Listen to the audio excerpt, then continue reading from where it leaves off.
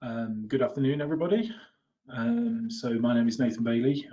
Thank you for joining me today on my webinar around UAV or unmanned aerial vehicle propulsion systems. So people are still joining at the moment, so we'll just take it slowly for a couple of minutes. So just some information on the agenda for today's webinar. First of all, there is some housekeeping issues that I'll run over. A general welcome, the overview of AIE as a business. I know you're interested in propulsion technologies in general, but obviously, yeah, you'll have to put with me talking about my own company for a while. Then actually the review of propulsion technologies, current market trends or UAV trends. And then obviously I'd just like to have a little bit of your time to discuss rotary engines in particular, obviously the area we specialize in. A very short summary, and then there is a questions and answer session right at the back of the webinar. Okay, so housekeeping wise, basically during the webinar there will actually be 3 polls.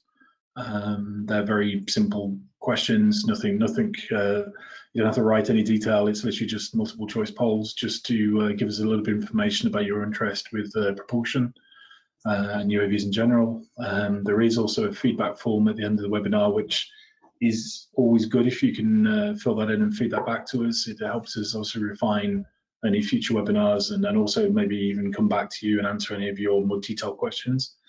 You do have the option of asking questions throughout the webinar as well, but actually we won't address those questions until we reach the Q&A session at the end. So don't be frustrated if you think you're being ignored. You're not. We're just compiling those questions and then we'll get around to them at the end of the webinar. If I can ask you to mute all your microphones, which I think is the default setting anyway when we launch, just to make sure there's no interference. And then finally, a copy of this presentation will be made available to whoever joins the webinar, or even if you want a copy to send on to somebody else, then that's fine. And then also a recording of the webinar will also be available. If anybody wants to go over the highlights again, or we'll pass it on to somebody else. Okay, so we'll get on with the webinar. So welcome again. My name is Nathan Bailey. I'm Managing Director of Advanced and Innovative Engineering. I've actually had or been working in UAV propulsion now for over 20 years. And for the last 8 years, I've been the MD of AIE. AIE was a company that we set up with some co-founders to actually specialize in the development of Wankel type rotary engines for the UAV market, but also for some other sectors as well. My experience is pretty broad. Worked on programs including Shadow Searcher and Watchkeeper, but also Hermes, Outrider, yeah, lots and lots of different programs during the time. So yeah, I have a fair amount of experience, so hopefully some of that experience will be useful for you today. So AIE is a business.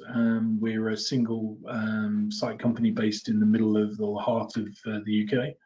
As I said earlier, the business was developed or was formed to specialise in the development of Wankel type rotary engines. The team within the business has a huge amount of experience in rotary engine design, and or predominantly most of that experience in rotary design is for designing rotary engines for UAVs. So yeah, a huge amount of experience, but also a lot of the engineers now working with us have also had a broader range of experience in other sectors, including automotive and other engine technologies in UAV. As mentioned, we're in the heart of the Midlands, and our goal as a company really is to deliver great product and improve our customers' experience of propulsion in general. So just a little bit to set the scene from a rotary engine perspective. So obviously, I'm not sure if any of you know a huge amount about Wankel rotary engines, but really the technology was developed back in the 1950s. And the history sort of progresses through the automotive industry really, and a number of applications before arriving in the UK anyway at the motorcycle industry in the sort of late 1980s, early 1990s. And then really on the demise of Norton back in the sort of 1990s, the technology that was developed within the UK for UAV engines Wankel rotary UAV engines really has spawned a lot of the sort of rotary engine companies around the world. They're all sort of basing their technology on that technology developed in the 80s and 90s in the UK, which still sort of holds up. And AIE, we're proud to say, is part of that lineage all the way back there. From a technology perspective, if not from a personal perspective, obviously not many of us can remember the 1950s at the moment, but yeah, so that's our history.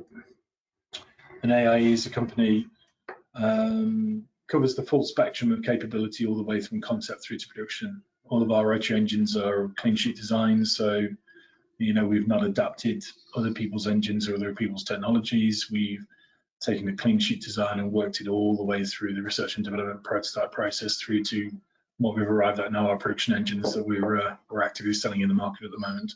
So yeah, as a business, again, I don't want to go into too much detail on this. As a business, we can step in at any stage of that process and derive a solution for customers for their UAV platforms.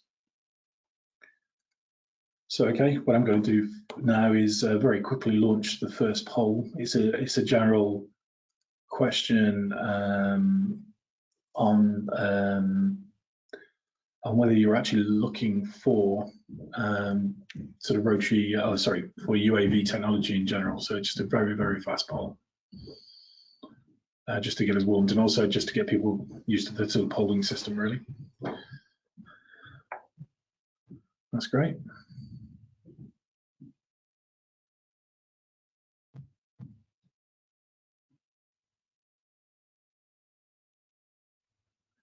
Okay, so almost there. Don't want to dwell too long on the poll. So I think we've sort of stabilized there. So, okay, so that's interesting. So, so it looks like a lot of you are here for interest, which is good to know. So this section of the webinar, really, the goal is to go through the variety of different propulsion technologies as we see them on the market, or as I see them on the market at the moment. I'm sure there are some more exotic propulsion technologies out there that I maybe don't cover here, but these are the sort of common solutions that you will tend to find out and about attached to UAVs at the moment. And really, it's an overview of those technologies, their strengths and weaknesses, and a brief discussion around, maybe where they could be useful, where they're not. So this is a sort of an overview section, really. So starting with two-stroke piston engines. So obviously there are a lot of two-stroke piston engine companies in the world, and there are a lot of companies developing two-stroke piston engines specifically for UAV applications. So I think the pros for a two-stroke are fairly well known within IC engine circles. So obviously the technology, as I said, is readily available. There is a huge number of producers making two-stroke piston engines. They are low cost. It's a technology that's readily available, being manufactured in high volumes around the world. Therefore, it's a known technology. So again, not too many technical hurdles or challenges with developing two-stroke pistons. Though obviously, the bounds of that technology are still being pushed as we speak.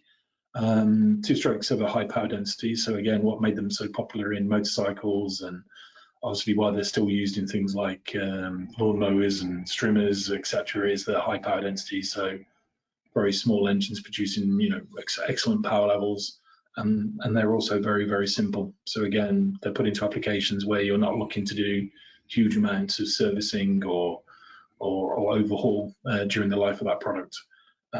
Again, extremely simple to operate. Most two-stroke engines still operate with sort of simple magneto ignition systems, maybe even carburetors. Though obviously there are a lot of solutions on the market now operating with more sophisticated ignition systems and ECR operated EFI systems. But again, it's the two primary factors of two strokes, or the three primary factors, I should say, that make them popular are their low cost and high availability, basically the power density, and then obviously the power density goes hand in hand with the lightweight nature of the engine. So a lot of pros for two strokes, and again, that's why they're so popular. There are some cons though. So two strokes tend to be high vibration. depending on which configuration, obviously some more so than others, but boxer configurations or single piston configurations tend to produce fairly high vibration levels and obviously also suffer from high torsional vibration.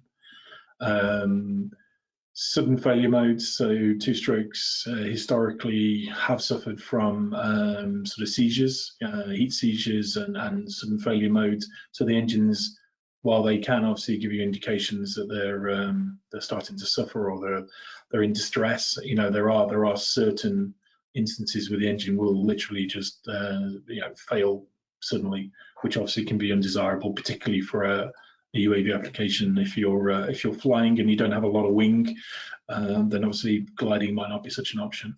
A lot of them still use pre-mixed fuels, so it doesn't sound like much of a con, but it can be. You know, if you're having to mix fuel or hold cans of mixed fuel as opposed to just being able to use straight fuels and oils, and then that can become sometimes a logistical challenge.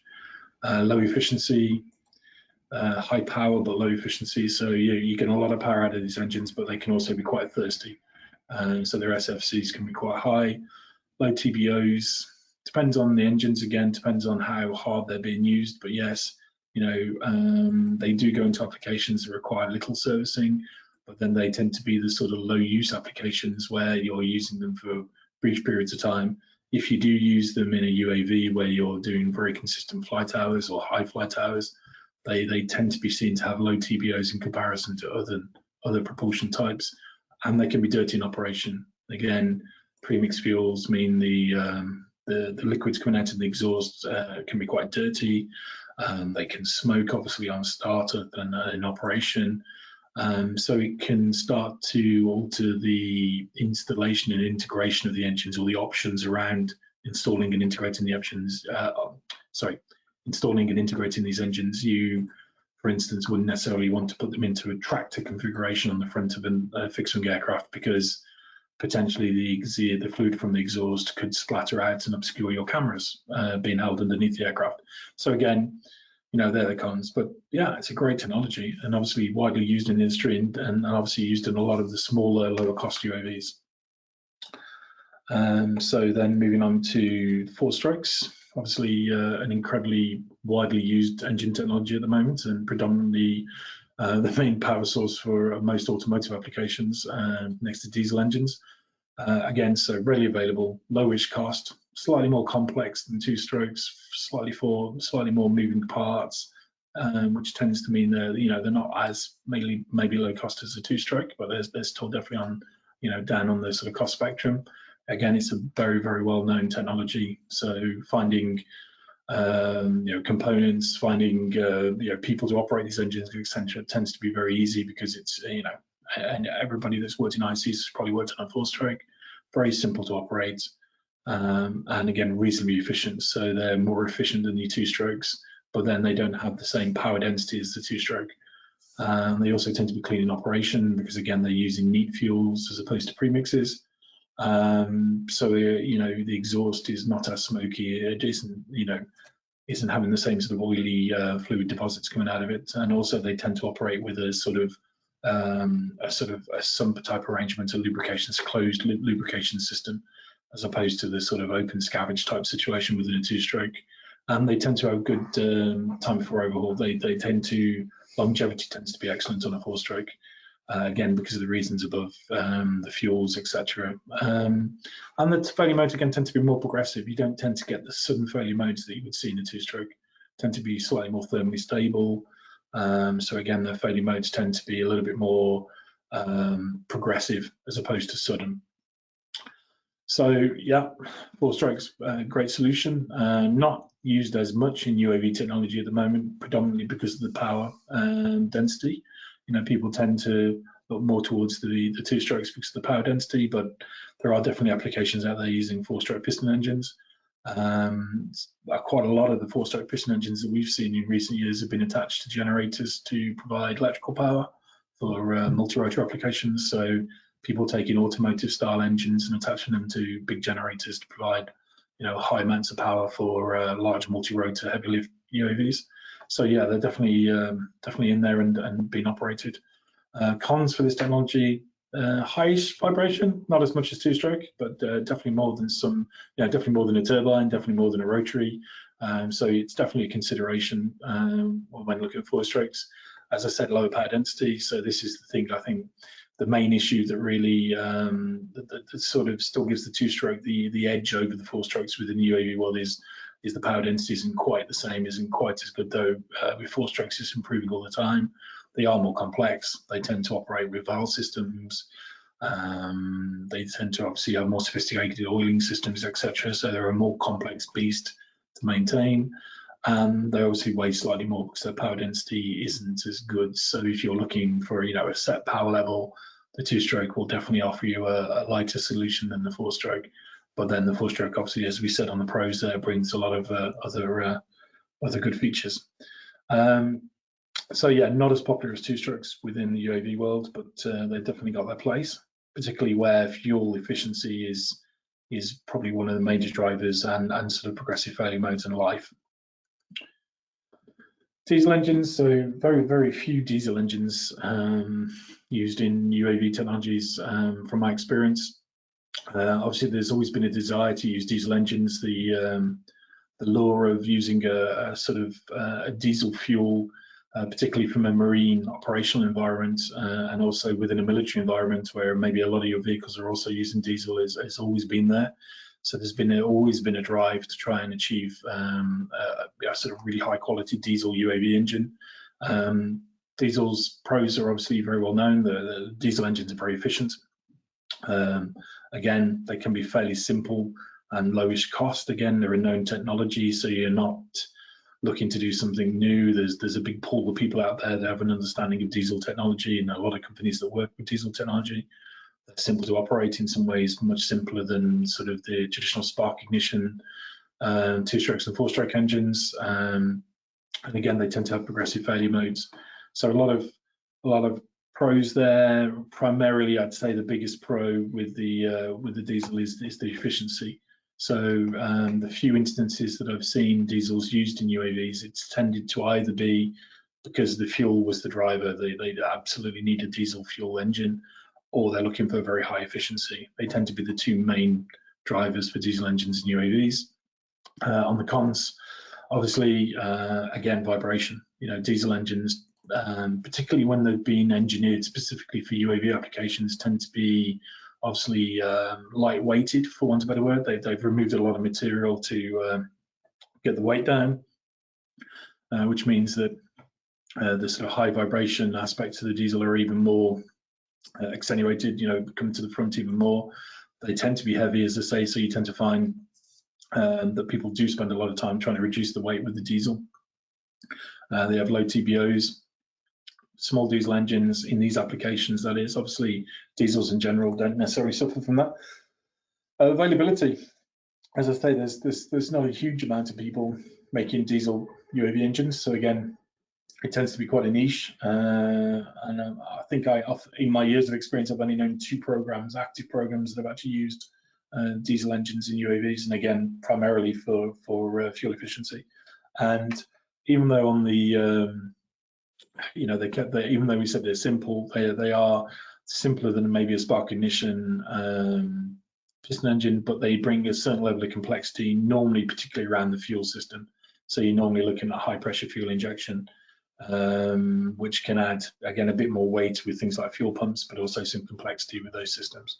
So diesel engines, probably out of all the slides here, diesel engines next to hydrogen fuel cells are probably the least popular solution, as far as I know in my experience anyway. Turbines. So obviously the core of sort of aviation in general are turbines. Fantastic engines, really second to none from aviation applications down to a certain power level, and that's where you tend to find that turbines start to struggle. I think turbines are probably the primary solution in most applications for aerospace until you start to look for units that are below maybe 200 horsepower, in which case sometimes the complexity, speed, and the fuel consumption of the turbines starts to become more of a factor in the sort of engine selection. But generally, turbines are readily available. You can find small turbines for UAVs. There's a big market out there for turbines for RC model aircraft, which has now moved over also into the UAV market. And obviously you have some specialist turbine manufacturers now focusing on the UAV market. Again, they tend to be sort of the slightly larger size of turbines, larger size of UAVs, even though they're small for turbines. Turbines are extremely high power density, very known technology. They're very available, very well known around the world, and very simple to operate. Extremely low vibration and very good reliability. And they do tend to have progressive failure modes. So, again, there's a reason why they're chosen to power most aircraft in the world. They've got a lot of positives for them. The cons for UAVs really are the high cost. Turbines tend to be quite a high cost solution for UAV. As I say, they're quite a specialist unit at the sizes you would be looking at for UAV, so that tends to drive the cost up. They do have high fuel consumptions in comparison to piston engines or rotary engines, for instance. So again, when you're looking for platforms that are edging towards endurance or looking to fly for longer flight hours, then obviously the size of fuel tank starts to become a major consideration in the configuration of the aircraft. So that's again where turbines can sometimes struggle, and you do need to have specialist maintenance skills. Again, while turbines are very common within aerospace, to maintain the actual turbine engine itself from a UAV perspective in comparison to, say, an IC engine, you are looking at a slightly different skill set, a more specialist skill set. So yeah, I mean, turbines are great engines. I think we all know that. It's just for the size of UAVs up to the sort of 200 horsepower sort of requirement it's just challenging on the sort of fuel consumptions and some of the other aspects. Rotary engines, obviously, very close to my own heart. So the rotary engine is a spark ignition engine. But it sort of fills that gap between traditional reciprocating piston engines and turbines. It doesn't do certain things as well as a turbine. It doesn't do, but it has a lot of positives of a turbine. It doesn't have some of the negatives of a piston engine. So it sort of sits in this sort of middle ground. The advantages tend to be that they just have a high power density. So you're looking at sort of 2-stroke power densities. It's very simple to operate. Again, it's just using a spark ignition system. So no complexity there. Standard fuel ignition, fuel systems, EFI systems, ignition, coil, control systems, etc. So you're not looking for any specialist equipment for the engine. They are reasonably efficient. They're not as efficient as a diesel, but they're certainly more efficient than a 2-stroke, and they're a lot more efficient than a turbine. So they sort of tend to sit roughly within the sort of 4-stroke ballpark, but again, it depends on where you're operating the engines. Rotaries tend to like to be operated in certain regions of their power band, and that's where they become more efficient because they don't have the sophistication of the valve system within a 4-stroke. Rotaries do have low vibration levels, second to really turbines with regards to vibration levels, and they have progressive failure modes. So again, you don't have many sudden failure modes within a rotary engine, if any at all, from a mechanical perspective. And they have a high TBO because of that. And again, this is in relation to UAV engines as opposed to necessarily other applications.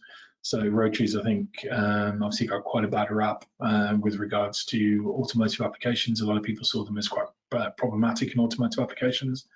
But really, what doesn't make them a good engine for automotive applications actually bizarrely makes them a very good solution for UAVs. So wanting to operate at certain power levels consistently is not something you would see in an automotive application, but obviously in a UAV application that tends to be exactly what you're doing. And they're very, very easy to develop into hybrid propulsion systems. Again, their low vibration, the general form factor makes them really nice engines to sort of key into a hybrid propulsion system. I think we cover hybrid propulsion a little bit more later. Cons, rotaries are a niche technology. Again, they're nowhere near as well known as piston engines or even turbines. As I say, they do have a little bit of people's main memories of rotaries tend to be around the automotive applications of the 70s and 80s. So again, what they do know about a rotary doesn't tend to necessarily, transfer over to UAV application. And then availability. So again, rotaries aren't adopted, should I say, by as many companies around the world. So the availability or the production of UAVs, production of rotary engines is a smaller pool than is available for 2-strokes, 4-strokes, diesels, etc. So yeah, I mean, we'll do some comparisons, some discussions later, but obviously rotaries can be a very good fit. And then obviously if you start looking forward really, or where we are currently, electric battery power. So again, over the last decade, really, there's been a massive explosion in the development of pure electric UAVs, and obviously electric motors to drive the propulsion systems. So the pros there are they're readily available. Obviously, huge quantity of motors available on the market at the moment. They are low cost. Again, because of the availability and the sort of technology they use. Very known technology, very simple to operate. Again, you're not using wet fuels or having to do a huge amount of maintenance on these. They're extremely clean in operation, obviously, because they're not necessarily emitting anything from combustion. And they are extremely reliable, and obviously they're relatively silent. Silent being a subjective term, obviously they do make a small amount of noise. And obviously if you're spinning a motor at high speed, there is a distinct audible note to the motor. So a huge amount of positives with the actual motor side from an electric sort of UAV propulsion system. It also means from a flexibility perspective, you can obviously place your UAV motors or the propulsion motors in your UAV where you want them to be. Again, you're not restricted in the same way you are with a turbine or an IC engine to having to locate them in certain areas of the vehicle because of the requirements of things like cooling and fuel feeds, etc. So yeah, they've got a lot of pros there. The cons tend to be they do tend to be quite heavy. So again, if you're taking the electric motor itself, they're pretty dense. They're made out of pretty dense materials, so the motor itself can be quite heavy, and relatively then that can make them have low power density, though not always the case, and low endurance. But I think when you look at the low power density and the low endurance, you're really looking in relation to the motor itself or the motors themselves, and then also the battery pack that's attached to them. So obviously one of the major advantages from an IC engine or a turbine perspective is that as you're flying or you're operating, in effect, you're consuming your fuel, which means the vehicle generally becomes lighter in flight, which helps you with endurance, helps you with power density. The power density of the fuel itself is very good as well. So when you're looking at an electric battery solution, you actually have a fixed weight. Whether that battery is charged or flat, it's going to weigh the same. So you get no advantage as you use the energy from the battery. The battery again is pretty dense. So again, the batteries are quite heavy. So when you take the overall battery and motor solution together, that's where the terms sort of low power density and low endurance come from, not the actual motors themselves, which obviously tend to be very efficient and obviously tend to be very reliable. So yeah, obviously huge amounts of electric battery solutions coming on the market at the moment, particularly at the smaller end of the market. But you are seeing attempts to move in the larger end of the market as well. One that's becoming has been more explored in the last few, or started to be more explored in the last few years, is electric fuel cell. So predominantly tends to be hydrogen fuel cell. Again, quite an exotic technology, I suppose, even though they have been around for a long time, and obviously fuel cells have been proposed in a wide range of different applications. UAVs are starting to be, like I say, time to explore these really from a clean operation perspective, and also because they can offer better power density than batteries. So again, you're looking at the same solution with regards to electric motor for the actual electric motor for the propulsion itself, but then this is just changing the storage medium out. Instead of a battery, you have the fuel cell, and then obviously a tank of fuel, which will, like I say, predominantly tends to be hydrogen. The cons is they are still quite heavy. I mean, even if you're consuming your fuel, your gaseous fuel within your fuel cell, the actual tank itself can still remain to be quite heavy.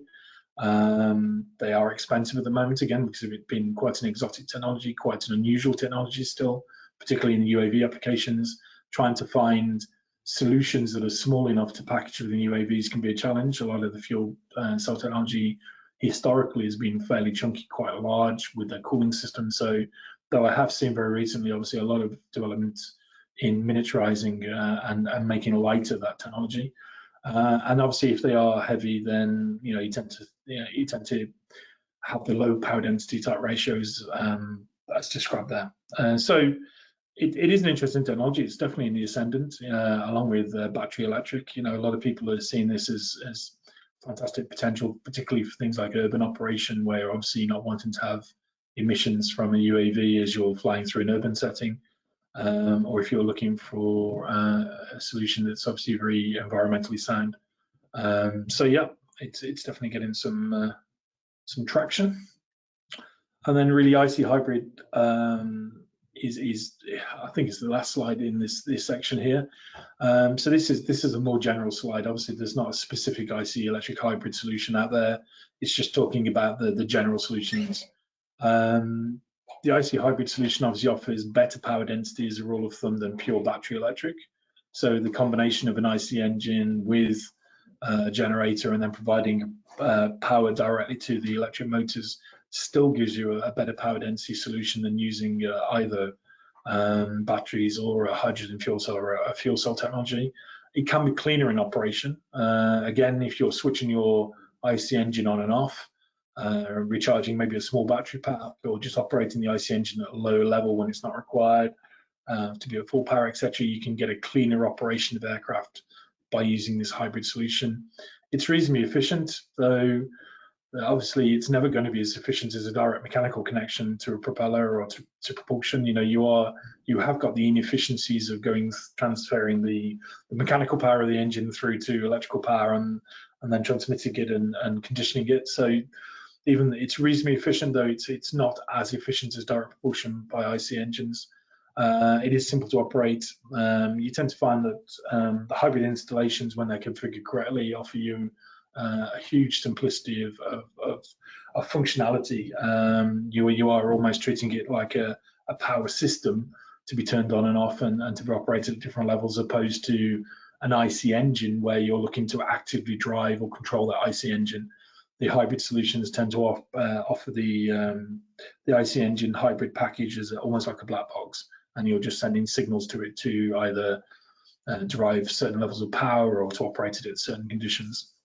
And it's very flexible. It does give you the option of, if you've got a battery in the mix as well, battery and IC engine power at the same time. So it's sort of power boost option, or you are able to run the IC engine by itself or the battery by itself. So if you need an aircraft that has a silent operational mode, then you can turn the IC engine off, use your battery power for a brief period of time, then turn the IC engine back on again. It also, as per the image at the bottom of the screen, it allows you the flexibility potentially. In fact, that image hasn't got of having a direct propulsion propeller on the back or the front of the vehicle, but still then having vertical lift electric motors. So, those hybrid applications give you some flexibility with the operation of the vehicle. The cons is you've got more in the box. So you've got an IC engine, you've got generators, you've got power conditioning, control systems. So it's generally a more complex system, and therefore it tends to be more expensive because, again, you've got more components and more control. And obviously, because you are adding an IC engine and, in effect, an electric power solution together, it is heavier than one or the other independently of each other. Though, as I say, the IC hybrid is definitely still lighter than a full hybrid, than a full hydrogen fuel cell or a full battery solution. You still get better power density from the hybrid solution than you do from either of those individually. So a very sort of whistle-stop sort of round out of my own experience to a certain degree, and obviously the different technologies were widely available within the UAV market there. As I say, there are other technologies, and there's other ways of approaching these problems. People are incredibly inventive in the way they approach this, but that's how I see the market. So I just got one more, another poll just to launch. I'm just going to launch that now. So this one is really just looking to ask some questions based on obviously some of the information, hopefully, that I've covered there, and also just your own experience and your own desires.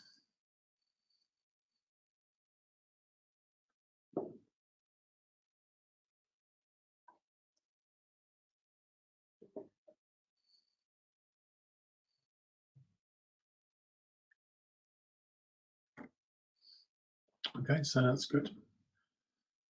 Some votes coming in there.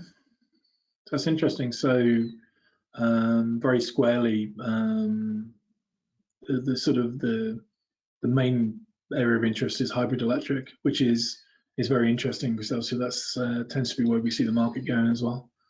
Okay, fantastic. So I'll just close that out now. Thank you for that.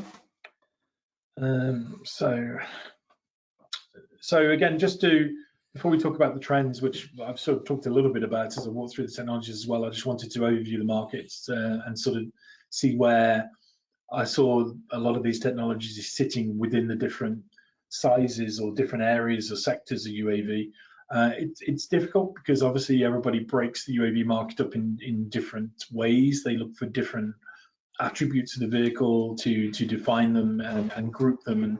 But obviously what I've tried to do is pull down some of the sort of common categorization that I've seen through my experience, which just tend to be predominantly military. So I think some of these categorizations tend to lean more towards military than commercial, but here we go anyway. So HALE, high altitude, long endurance. So these are your extremely normally big winged aircraft, and they tend to use turbine technologies. They tend to be flying at very high altitudes. So your Global Hawks, your solar UAVs that are up there for potentially a day, 2 days at a time, over 30,000 feet, like I say. And again, they tend to operate with very known aircraft technologies. So turbines tend to be the main power source, though there is obviously a move towards looking for electric solar power systems. You've got a big wing, so you've got a big opportunity to put a lot of solar cells on it. You make the aircraft incredibly light. You fly it very high, and then all of a sudden you've got basically a sort of, I don't know, an atmospheric satellite, for want of a word. You have vehicles that can potentially fly up there for days or weeks using solar power. So that tends to be HALE. MALE, so medium altitude, long endurance. So again, this is up to 30,000 feet. So this tends to be where you see a lot of your high-end military UAVs. Again, a lot of those tend to be turbine powered, though you do see some four-strokes and diesels. Turbines obviously are just a very known technology again, so it's a default technology for large UAVs flying at high altitude. Obviously have great things for bring great attributes to play at sort of the higher altitudes as well, but then you are seeing some of the four-stroke and diesel options coming in there for fuel efficiency. So yeah, again, HALE and MALE, there's very few of these really in the world. You're not talking of a huge number of platforms that operate in these areas. They tend to be the very well-known, very publicized military type assets. They start to then come down to tactical, what's called tactical or medium-sized sort of UAVs. Again, this is where you start to see the sort of the real sort of diversity of technology with regards to propulsion. So you've got turbine, four-stroke, two-stroke diesels, rotaries, hybrids. You've got everything in this category here, depending on the functionality of the vehicle, where the vehicle's going to operate, the application for the vehicle. You tend to find this is the area where you see most variety with regards to propulsion systems, and this is also the area where you're seeing a lot of interest in the hybrid electric power systems. Again, for low altitude, you're looking for the ability to run maybe very quietly. So you're looking for maybe electric propulsion. You're looking for high efficiency, but then you're looking for range. So you need to be able to go to slightly higher altitudes and then maybe turn on an IC engine to give you that range and to give you that power to recharge the batteries. Again, diesels are in there. Turbines are still in there. Turbines still offer a good solution here for a larger vehicle in this range. But yeah, so tactical tends to be where you see a huge amount of diversity of power systems, and then the range below that I've categorized it as commercial. It tends to be the platforms now that are looking to operate to either deliver goods, and that's not your pizza delivered in an urban setting. This is looking to deliver reasonable amounts, 200, 300 pound payloads for sort of 5, 6 miles, 10 miles, 10 kilometers, as we said, their range. flying at relatively low altitudes, and really it's about resupply, so, remote areas or difficult to reach areas. And again, you're seeing a lot of interest in this area now with the hybrid electric solutions. So again, a lot of these vehicles tend to be multi-rotor. So you're looking at sort of, quad and 8-rotor vehicles. So again, they've got the complexity of trying to drive all those propellers, which drives them towards electric propulsion systems. But then they have a desire for the density of power system, because obviously they need to achieve a reasonable range, which then drives the IC engine into the middle of that. Electric battery doesn't provide the power density and the range that they need. So again, you're seeing a lot of hybrid in there. Anything below this sort of commercial range, as I call it, tends to be smaller aircraft. And again, you tend to see a lot more electric propulsion in the smaller aircraft. It's obviously a very simple propulsion system to install in an aircraft and operate. But also you then tend to see the sort of 2 strokes used very widely, and obviously you still see the rotary engines used in there quite a bit. So again, that's just a very, very crude and very high level sort of snapshot of sort of how my mind categorizes the market anyway, and sort of where some of these technologies sit. Again, you see the turbines starting to drop out at sort of the tactical level, the electric having a much bigger influence in the sort of lower commercial levels, and then as you go further up, you are really looking towards your turbines 4 strokes and then turbines above. So it's that middle band really and below that you tend to see the sort of IC engines. So trends in the market at the moment, I think I've discussed this as we've been going through the presentation, but basically there is a massive push, or there appears to be a massive push to VTOL. Even fixed wing aircraft, as we've seen over the last few years, are now integrating VTOL lift systems to eliminate the need for catapults or runway launch. Offers great flexibility, means you reduce your footprint, your whole logistics operation. We're trying to get a UAV to where you need to use it. So offers great functionality improvements. Now with VTOL, unless you're obviously looking towards a helicopter style, a single rotor style application, they specifically for some reason they all tend to be multi-rotor, which again means that you've got that sort of 4 or 8 electric motor type solution. And again, that tends to drive the solutions or the power solutions towards hybrid. You've got a lot of motors to feed, you need a very high power density power units, so you tend to be looking towards IC electric hybrid solutions for those sort of VTOL multi-rotors. Obviously, the standard sort of VTOL solutions, which are still very strong, people just looking to supply helicopter style UAVs, you tend to find that obviously the hybrid solution doesn't fit them. The extra weight complexity of the system doesn't suit the single rotor disc type aircraft, so you're still looking for mechanical linkage into a gearbox for those aircraft.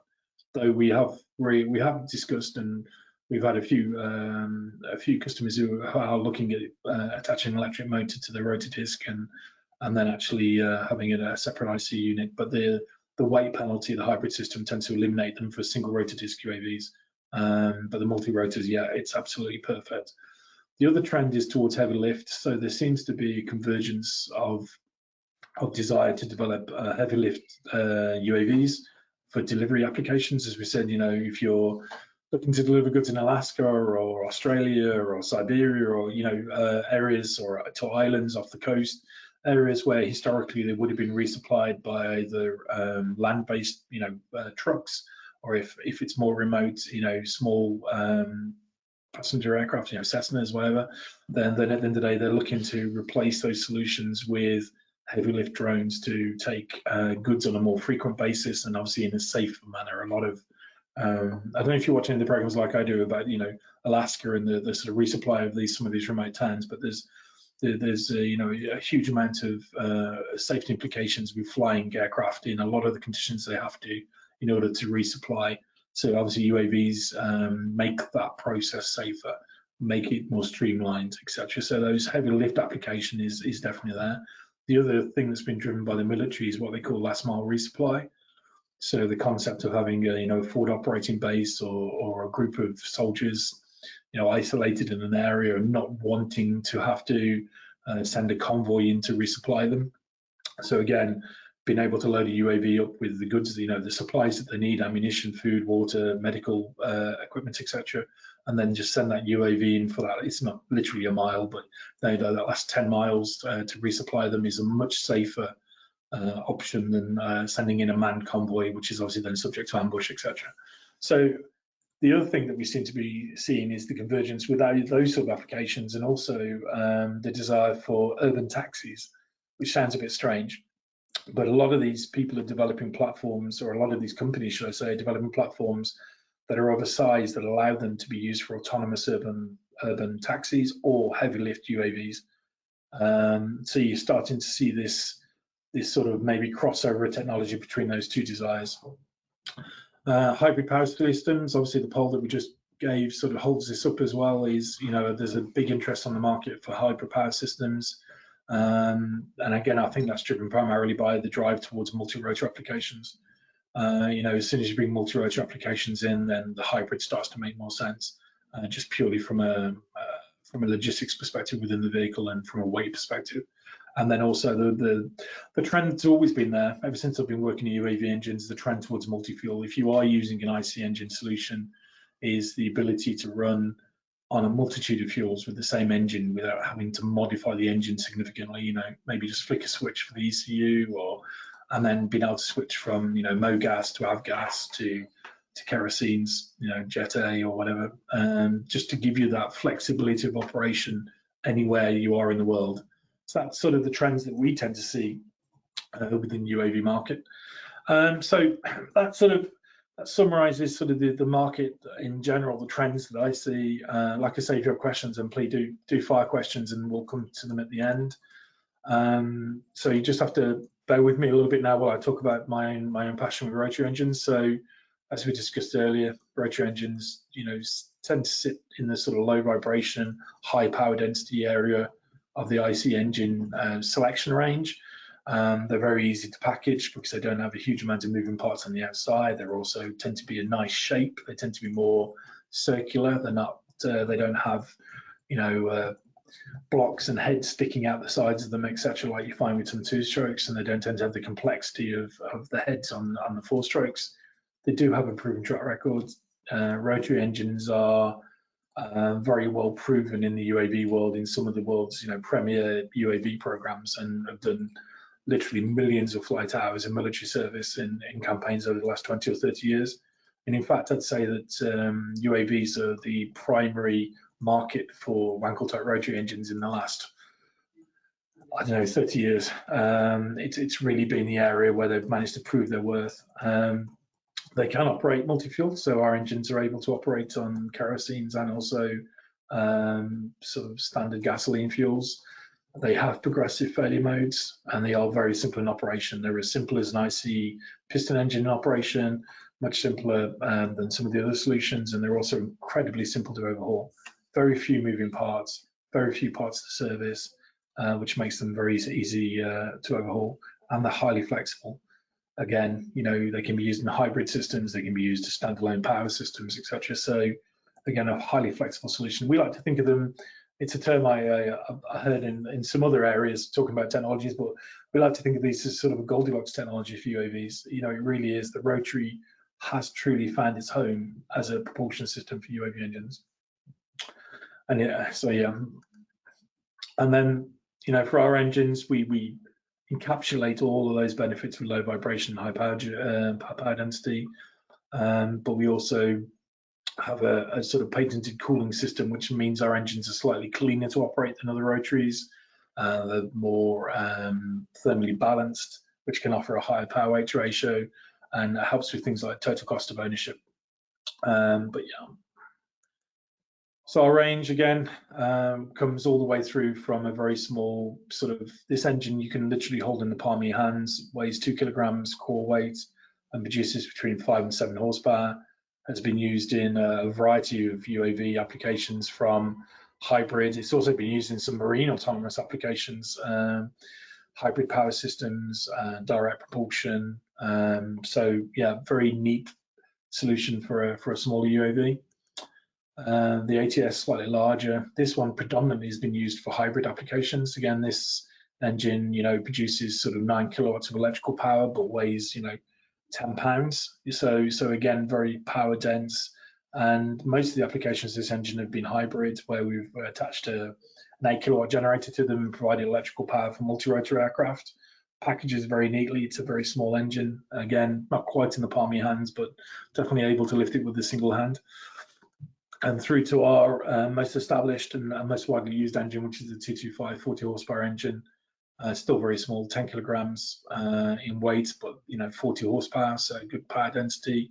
And again, you're looking at something, as you can see for the diagrams, it's sort of 300 millimeters by 150, 160 millimeters big, so still very, very small, very easy to package. And again, I would say 90% of the applications with this engine have been hybrid.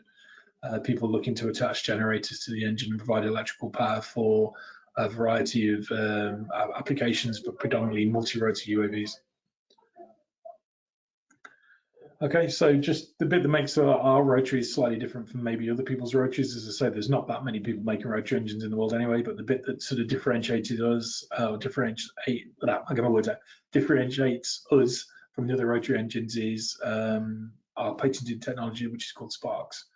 So Sparks, I won't go through the huge amount of detail that I could do, but Sparks basically is a revolutionary cooling system. It's unique to AIE, and it allows us to drive the engine harder and produce more power from the same size engine than you would be able to do in another rotary. It keeps the rotor inside the engine within a sort of optimized temperature band. And allows us to package the cooling system of the engine very tightly around the engine itself. So there's two flavors, the Sparks and this Compact Sparks. And as you can see from the image here on Compact Sparks, it has an integrated heat exchanger.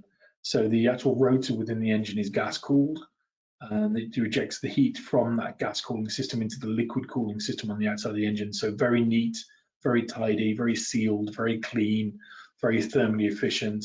And also has some advantages when operating heavy fuel, because as I say, it allows us to maintain our core rotating components at a very sort of optimum level when burning fuels.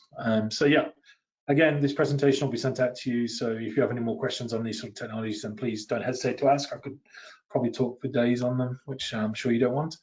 So finally, the final poll of the webinar. I'll just launch that now. If you'd be kind enough to have a look at that.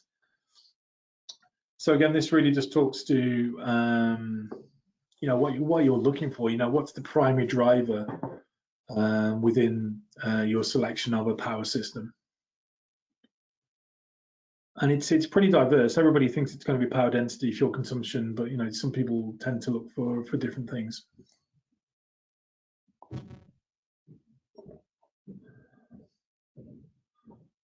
Yeah, it's looking fairly evenly split at the moment also.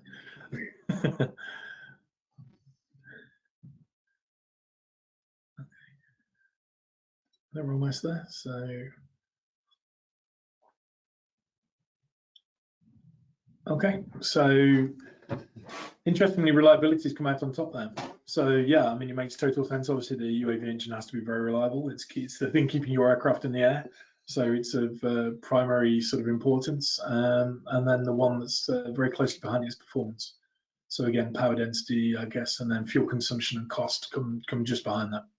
So yeah, interesting results there, and yeah, very valid. Okay, so that's really the presentation. So just to summarize, there's broad market demands. There's no one size fits all solution for UAVs, as I'm sure you are all completely aware of. I don't need to tell you that, but basically, yes, there are very broad demands depending on the application, the vehicle size, the area it's going to be operated, etc. But predominantly, as the polls have shown us, there is this trend towards hybridization of technology. People looking for hybrid solutions. People's interests still rely very much in sort of safety and reliability, but then also looking for fuel efficiency and power density. The UAV market is obviously highly dynamic. It's growing. It's a growing area. There's huge investment being put into UAVs for a wide number of different sectors and applications. Again, from excuse me, from Amazon looking to deliver parcels through to the military applications, through to environmental studies, etc. There's been a lot of discussion around IC engines being worked out of a variety of different markets. Obviously, automotive, there's a big push for electrification. But I think from the demands and needs of the UAV sector, IC engines have still got a very big niche to play within the propulsion systems within UAVs for a large number of years to come, unless there's a huge significant leap forward in, say, battery density, then IC engines will be here for a long time. As I say, the market is expanding. Again, you're just seeing UAVs everywhere, used in industry, using agriculture, using for border patrols. Obviously, you tend to see a lot for maritime patrols now. And as I say, obviously the trend towards hybrid, and as the applications of UAVs are broadening, as people are looking to use the technology in different areas, the different challenges are evolving. So, for instance, the need for silent operation, or the need for green operation in certain areas is definitely growing. If you're flying your UAVs in an urban situation or an environmentally sensitive area, you're not necessarily wanting to have a smoky two-stroke. You might be looking for something a little bit cleaner. So yeah, so that's it in summary. So thank you for listening to me, and then hopefully you've got some questions. So I'm just going to open those questions. If you have got questions now, please do ask them. And I'm just going to try and expand this a little bit so I can see them. Okay. It's a little bit small, so let me just, there we go. Okay, so we've got a question here. There's a few questions here actually. Oh, okay, there we go. Fantastic. Okay, I've got to grips with the technology. So the first question is, so what's the total weight of our 5 horsepower system, including the radiator, etc.? So at the moment, the total weight of the system, so the actual core engine itself is 2 kilograms. Depending on the configuration, the engine will probably weigh somewhere in the region of about 6 kilograms fully configured. So yeah, the ancillaries do add a lot of weight to that smaller system. But those ancillaries include the fuel system, include the oil system, so there's a lot within that. So again, depending on your installation or your application, those ancillaries can obviously be fine-tuned and integrated into your vehicle. The RPM, recommended RPM for the small 4GS engine is, you can operate all the way through to about sort of 9.5, 10,000 RPM, no problems at all. It really depends on the power you're looking for. So again, the smaller the rotary engine, the faster you can spin it quite safely. But yeah, it really just depends on what power you're looking for. But yeah, normally that engine would operate somewhere between probably 8.5 and 10,000 RPM. The engines in general, so our engines in general would normally operate at high power or full power, somewhere between sort of 7 to 8,500 RPM.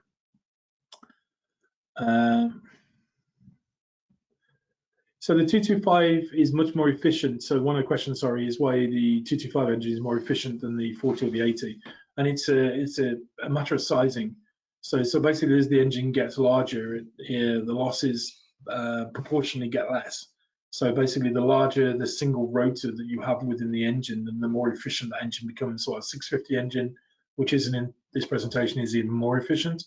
You also potentially have some challenges with fuel delivery within those smaller engines. So again, it can become more challenging to deliver fuel efficiency and get good burns within the smaller engines. But what I will say is, obviously the figures that we quote are general figures, and we would really need to understand where you wanted to operate power level wise, so we could optimize the engine to suit your operation, because rotaries can be tuned, as can 2-strokes and 4-strokes. I mean, don't get me wrong, I'm not saying it's unique to rotaries, but rotary engines can be tuned to operate at certain power levels more efficiently if they're known.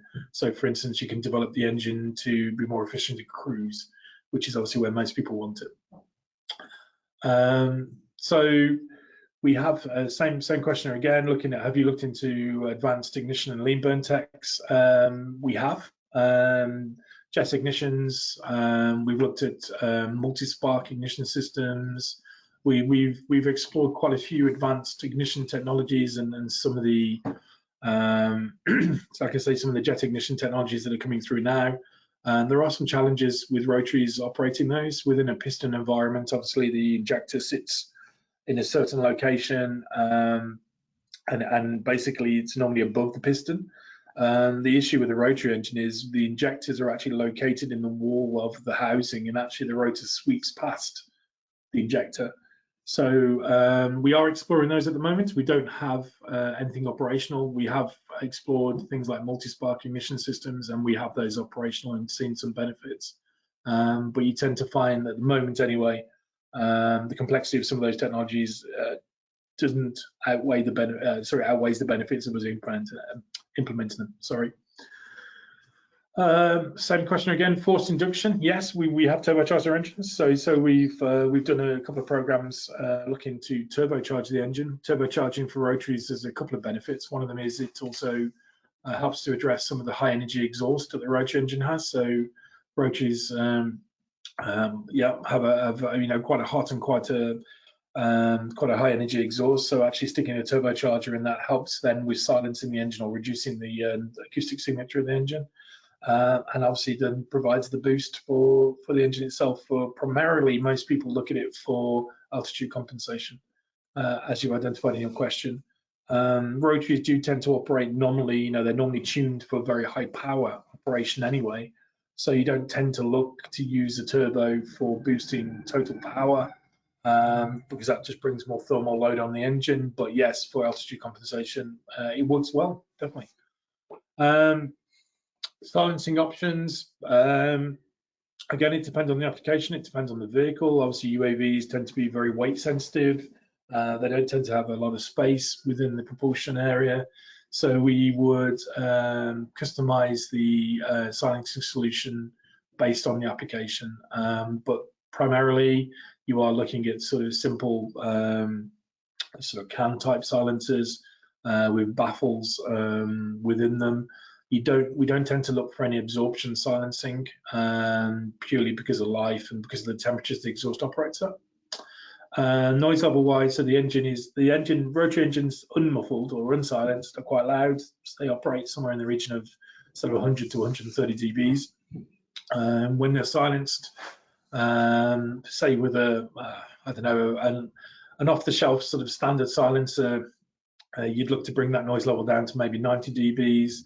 If you then work on an advanced silencing solution specifically designed for the application, then you can look to bring those noise levels down into the sort of 80s.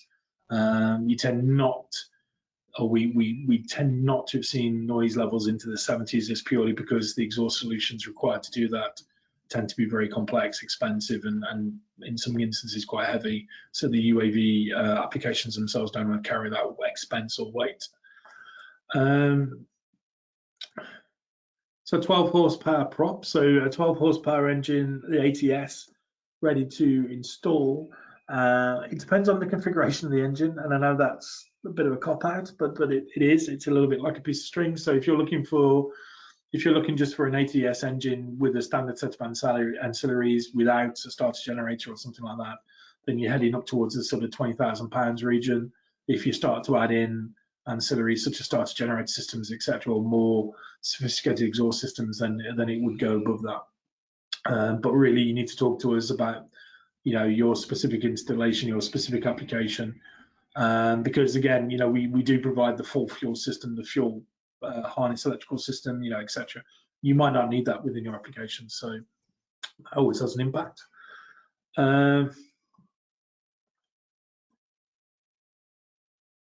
Okay, so just looking at the next question. So is the 15 horsepower a good option to use in a hybrid electric to produce 40 horsepower?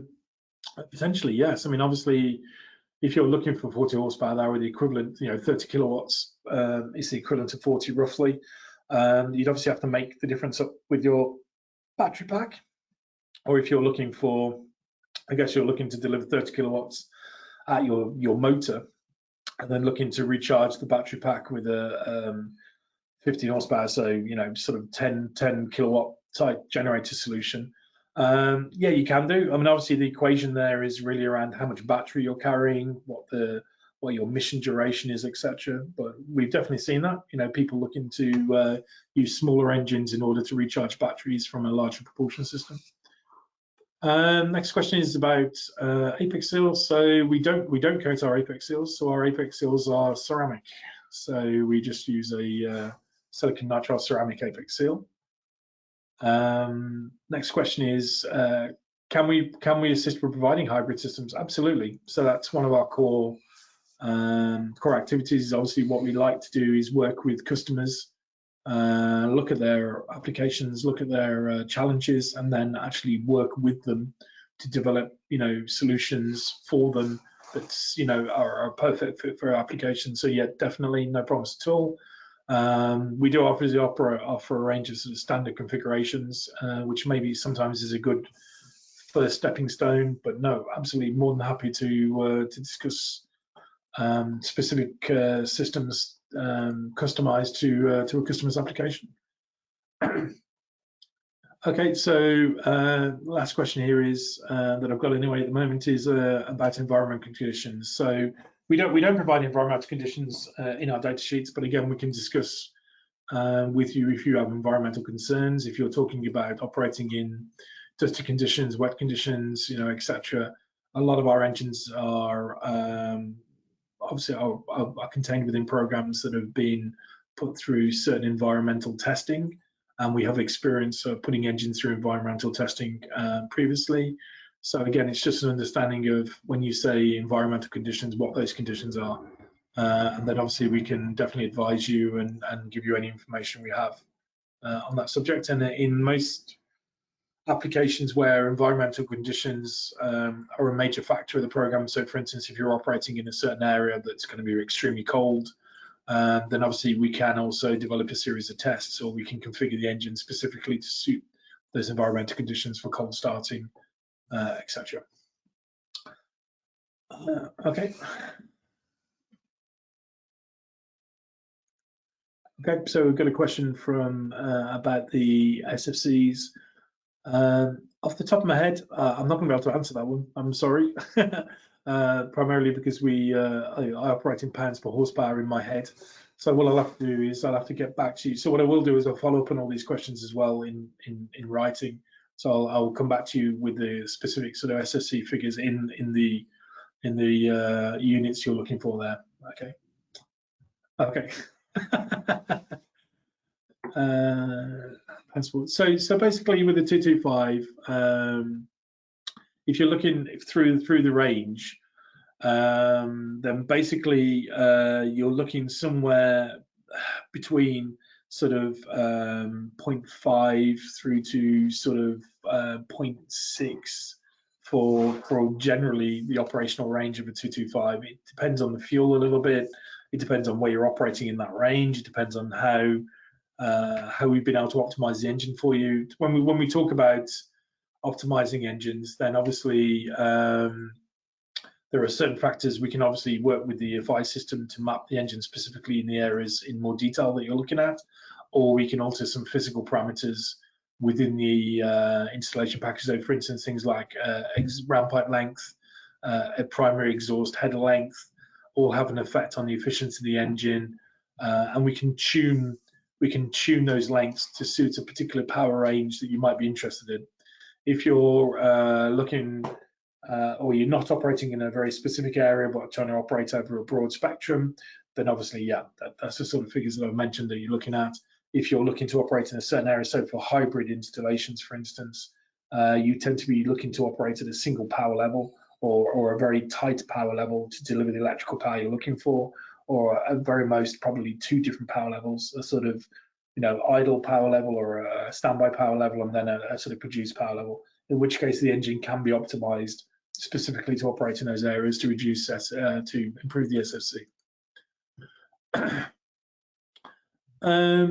Any other questions from anybody?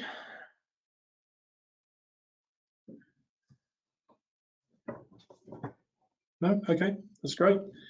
So that's fantastic. Thank you again for listening to me. I hope you have found something interesting from the presentation and taken away some information. What we will do is follow up with all the participants, and obviously when we close this down, there will be a short survey. If you can possibly fill that in, that would be very useful for us.